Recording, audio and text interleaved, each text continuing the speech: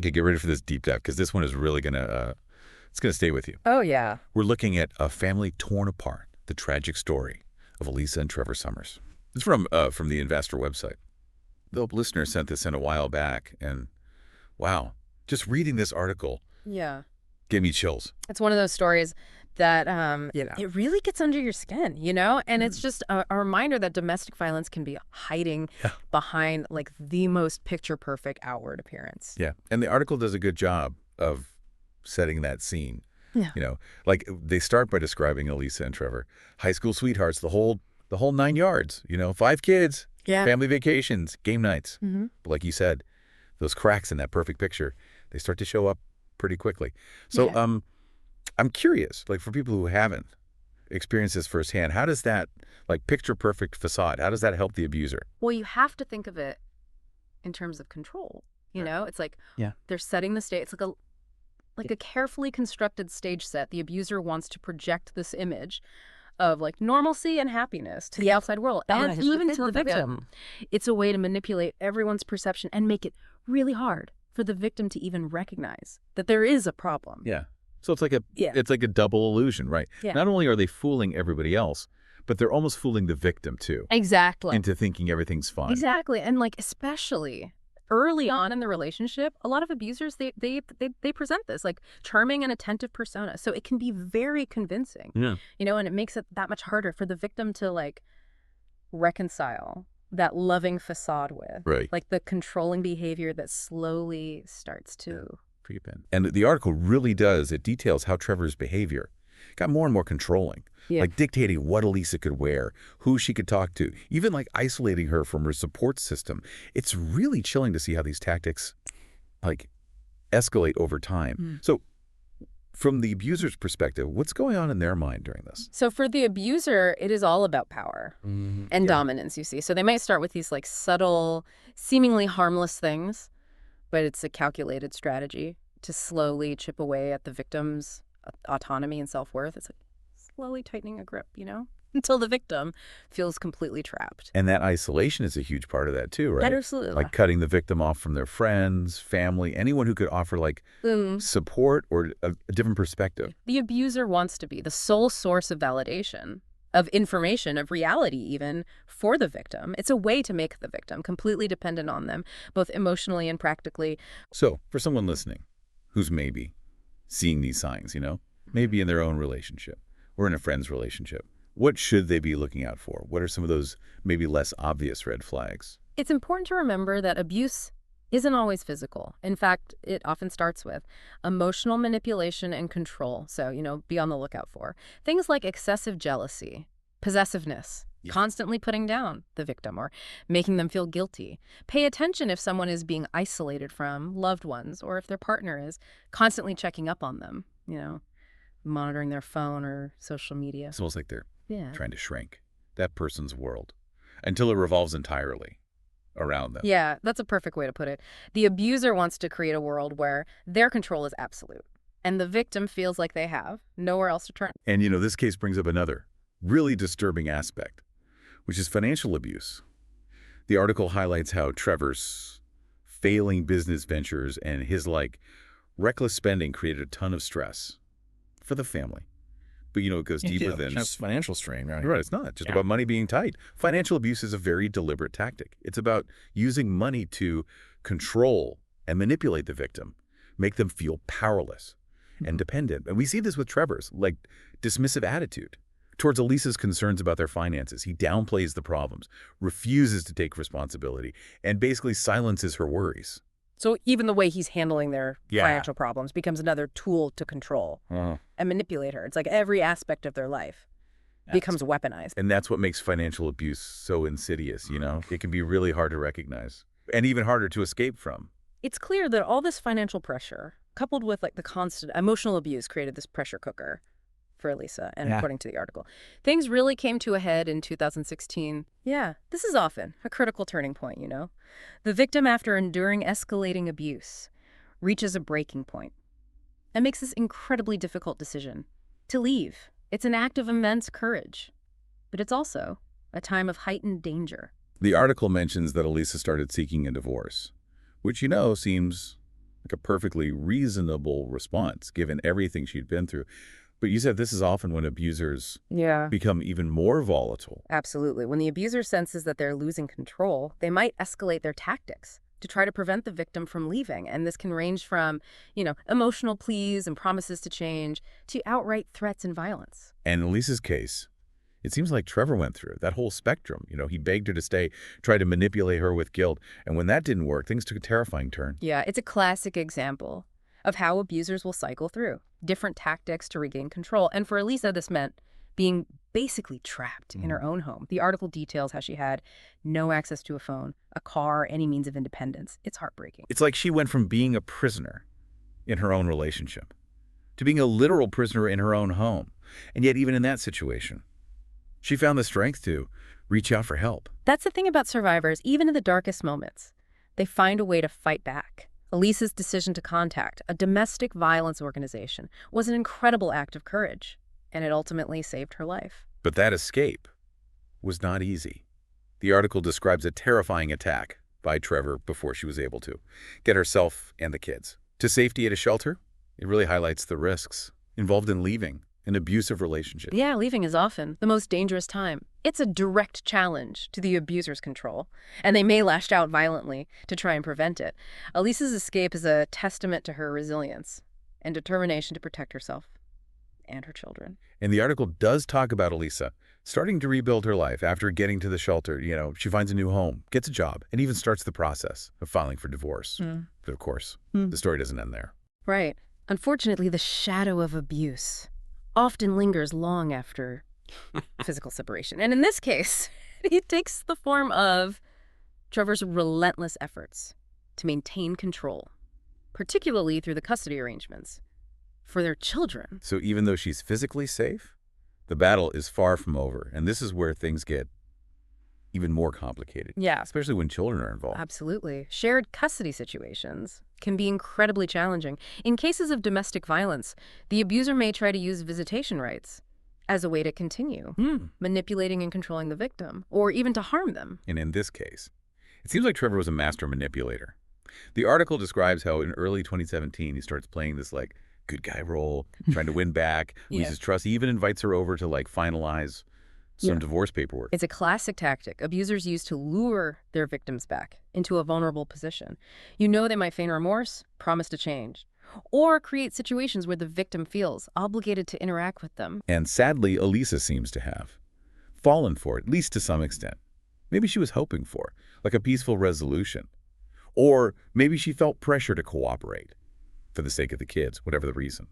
That decision led to a terrifying new chapter in this already horrifying story. It's a stark reminder that the threat of violence doesn't always disappear, even when it seems like things are calming down.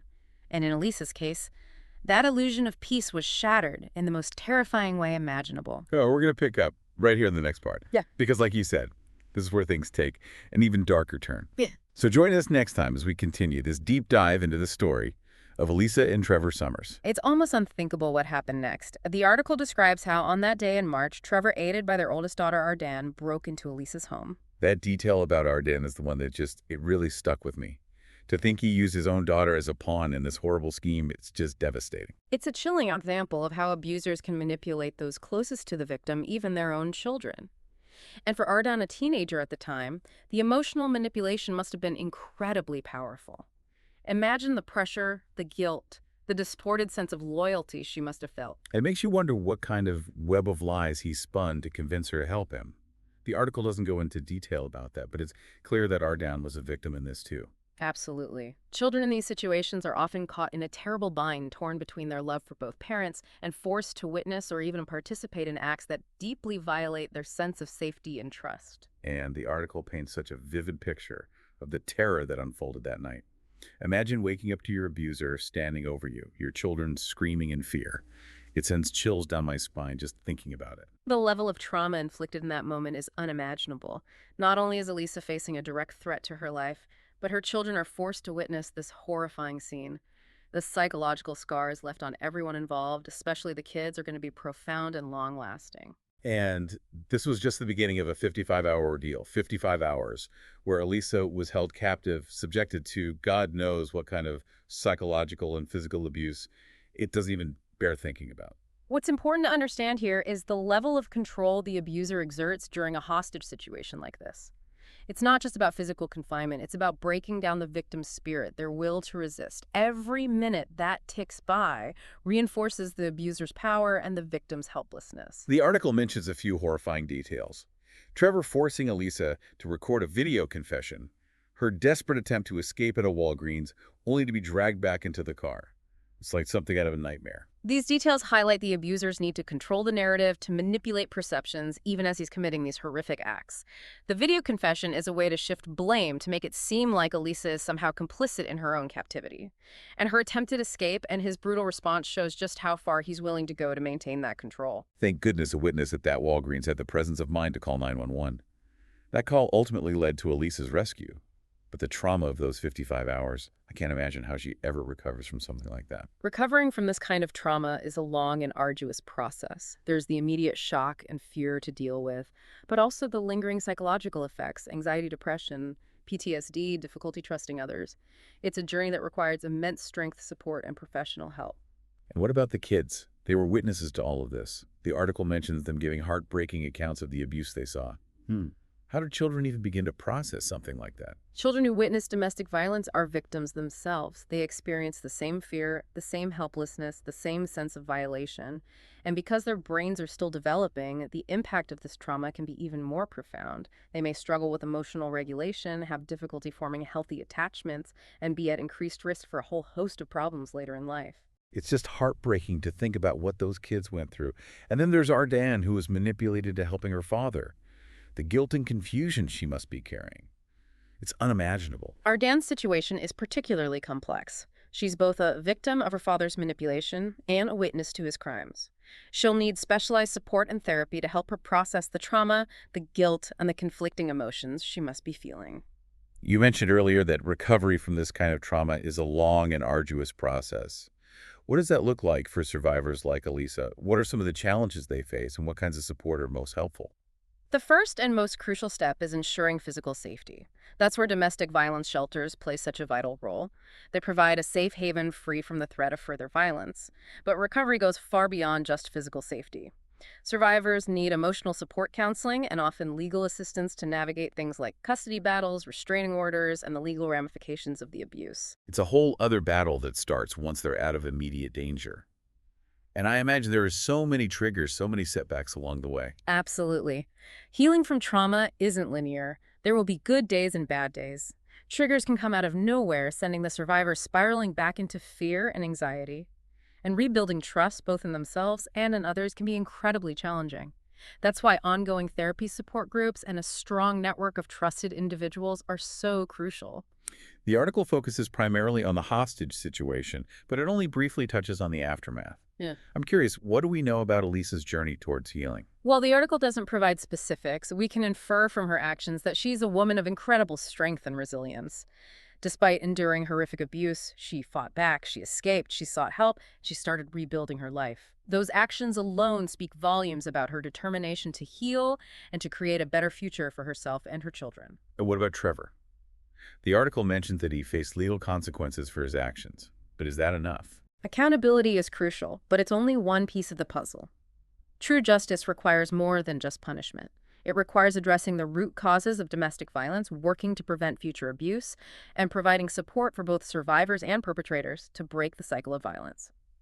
So it's not just about locking someone up and throwing away the key. It's about a much broader societal shift in how we view and address domestic violence. Exactly. It's about challenging the societal norms that perpetuate violence and inequality. It's about providing education and resources to help people recognize the signs of abuse and intervene early on. And it's about creating a culture where survivors feel safe and supported to come forward and seek help without fear of judgment or shame. Alisa's story, as horrifying as it is, ultimately offers a message of hope. It shows that even in the face of unimaginable trauma, survival is possible.